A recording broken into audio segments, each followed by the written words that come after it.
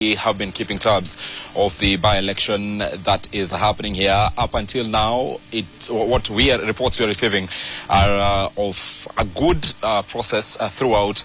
However, just getting reports a couple of minutes ago of some bit of chaos coming from some parts of Mbeere North, and that's where we will be heading. But right now, I am in Siakago at the Siakago Social Hall, and this is in Dhawa Ward. This is one of the three most populous polling centers in Mbeere North constituency. Remember, earlier we were in Kanyuambora Primary, which is also one of the most populous. Later on, we'll be heading to St. Peter's Primary, back to Evurore Ward. That is yet another most populous polling station here in Mbeere North. The polling stations that might as well decide this particular race and who becomes Member of Parliament immediately after Geoffrey Roko, who was appointed to become Cabinet Secretary for Public Service. Now, what we're expecting here at the Siakago Social Hall is that in the next couple of minutes, we expect the UDA candidate, that is Leonard Wamudende, to come and cast his ballot from here. He will be coming in the next few minutes. We are told he will be accompanied by some of the bigwigs from the UDA party, of course, expecting also the Public Service Cabinet Secretary Geoffrey Roko to accompany him here. Roko himself is a voter of Ndawa Ward, so later himself he will be also casting his ballot. Remember, early in the morning we saw the Democratic Party leader Justin Muturi also casting ballot at Kanyuambora Primary.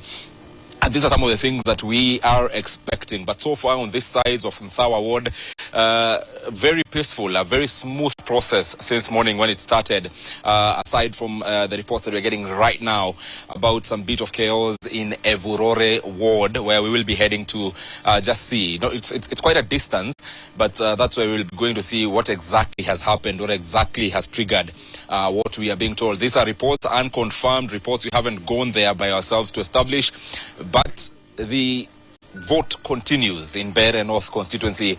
The quest to get a Member of Parliament, we saw throughout the campaign season, the nine candidates put their best foot forward, and eventually it's boiling down to the people of Mbeere North and who they decide they are sending to Parliament, a result that perhaps we'll be having later tonight when the returning officer John Kenyu announces the winner after voting stops throughout all the 134 polling stations. But as we speak, here in Thawa, we haven't been able to go to the other ward, which is Muminji, the ward where the other, one of the other candidates also comes from, that is Newton Karaoke of the UDA party. Later on, he will also be voting. We are told he will also be accompanied by some of those leaders from the Democratic Party. We will also go to see, even as he votes. Remember, he is the immediate former MCA for Muminji ward, and he will be voting in his ward. Also, of course, his resignation placing Mbeere and Muminji to be facing yet another by-election that will be coming to fill the vacant MCA slot later, just as the people of Evurore will also be going back to another by-election to elect an MCA after the resignation of Mbui. They call him Kivoi here. So we will be waiting to see. So far, what we are told is Wamudende is on the way, but he has not arrived. I've seen some of the agents, including elected leaders, especially from the UDA. I think I've seen the chair of the MCA caucus, Kiruga Dhuku, as part of the agents at this particular polling center. Of course, we cannot speak to them at this particular time, but when Wamudende comes and casts his ballot, of course, we will speak to him and hear what he has observed throughout the morning. And the weather is slightly changing, whereas Mbeere North is known to be quite a warm area right now. We are seeing the heavens open. Now we are seeing some rains falling here in Mbeere North. We do not know if that will affect the people who intended to come out to vote at this particular time. Of course, ours is to keep an eye and report as is.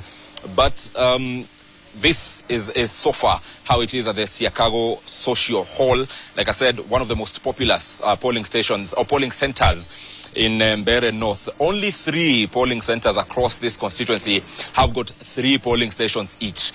So that means those 3 have got more than 1,500 or 1,400 voters in those particular centers. Remember, each polling station is capped at 700 voters. So it gets to 700, then yet another polling station is started. Gets to 700, then the next polling station. And that is why here, Siakago Social Hall, as well as Kanyuambora Primary and St. Peter's Primary have 3, while the rest of the polling centers have 2, and some even have got only 1 stream here in Mbeere North. A total of 55,124 voters. That is according to the 2022 voter register here. 2022, like I said, only 37,000 people, 777, came out to cast their ballot, and that was a general election. Now, by-elections are usually said to attract a lower number of people, so we'll be looking to see whether this will change here in Mbeere North